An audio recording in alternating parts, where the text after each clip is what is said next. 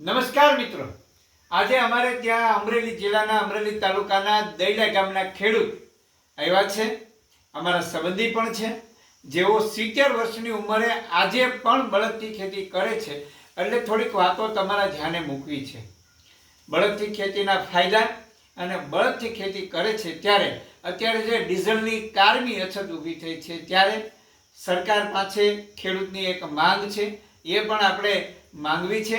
એ પહેલાં હું આપને જણાવી દઉં કે તમે ટ્રેક્ટરથી ખેતી કરો છો, સનેડાથી ખેતી કરો છો કે આધુનિક ખેતી કરો છો, એનો અમારો ક્યાંય વિરોધ નથી. પણ જે બળદથી ખેતી કરે છે એની વાત મારે આપના આ વડીલ મુરબ્બી ખેડૂત પાસેથી સાંભળવી છે. આપનો પરિચય પહેલા આપો, નામ આપનું જણાવો. મારું નામ મકાણી પરસોત્તમભાઈ ભોળાભાઈ, ગામ દૈડા, તાલુકો જિલ્લો અમરેલી. હું 1970 થી બળદથી ખેતી કરું છું.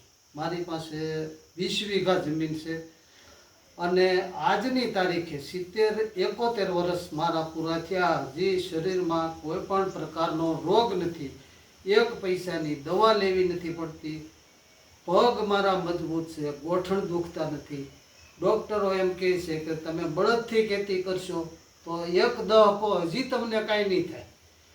એટલે હું સરકાર પાસે એ માગણી કરું છું કે ભાઈ આ તમે ગાયોને પૈસા આપો છો, પાંજરા પોળને દો છો, તો આ જે ગામ દીઠ 5-5 ખેડૂતો જ્યાં છે હવે ખેતીવાળા 5-10 બળદ હોય ગામ હોય ને, તો એ લોકોને કંઈક થોડીક પ્રોત્સાહન આપો તો એ એમને ખેતી કરતા રહે. નહીતર તો બળદનો સત્યાનાશ નીકળી જ ગયો છે, અત્યારે તો ક્યાંય છે જ નહીં.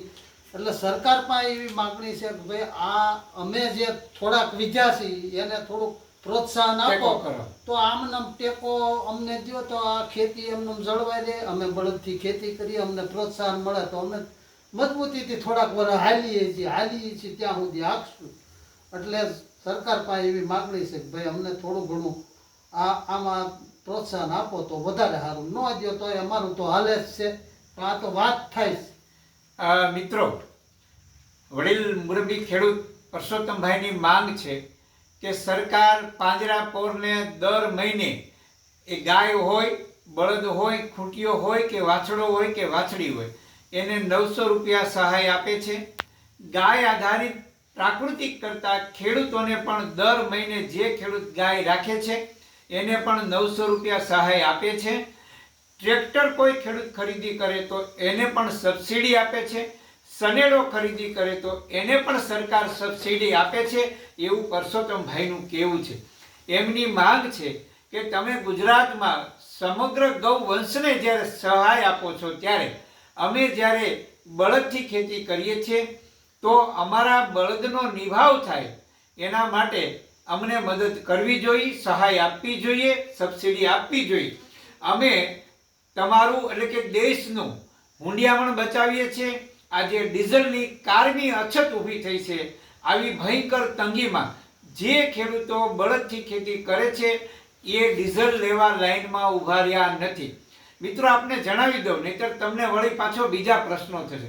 ટ્રેક્ટરથી ખેતી કરો છો, સનેડાથી ખેતી કરો છો, એમાં અમને ક્યાંય વાંધો નથી. આધુનિક ખેતી કરવી જોઈએ એ દિશામાં અમે કહીએ છીએ. પણ ગામ દીઠ જે કાંઈ 2-5 ખેડૂતો ખેતી કરે છે એ ખેડૂતો બળદ જ્યારે રાખતા હોય ત્યારે દેશનું ખૂબ મહત્વનું કહી શકાય એવું હુંડિયામણ બચાવે છે. દેશના પ્રધાનમંત્રીએ કીધું છે કે તમે ડીઝલ પેટ્રોલ બચાવો, તો આ ખેડૂતો વર્ષોથી બચાવે છે. સામે તમે ગૌવંશને પણ સહાય આપો છો. તો ગુજરાતના 18,000 ગામમાં 2 થી 5 ખેડૂતો બળદથી ખેતી કરતા હોય તો 18-50-90,000 ખેડૂતો, વધીને 1 લાખ ખેડૂતો ગુજરાતમાં ખેતી કરતા હોય બળદથી. તો આવા ખેડૂતોને, બળદની ખેતી કરનારા ખેડૂતને સહાય કરવી જોઈએ, આવી અમારી માંગ છે. તમે ટ્રેક્ટરને સબસિડી આપો, સનેડાને આપો, ગૌવંશને તમે સહાય કરો, એનો ક્યાંય વાંધો નથી. પણ આ ડીઝલ અમે બચાવીએ છીએ, દેશનું હુંડિયામણ બચાવીએ છીએ એવું ખેડૂત તરીકે પરસોત્તમભાઈ સરકાર પાસે માંગી રહ્યા છે. ધન્યવાદ.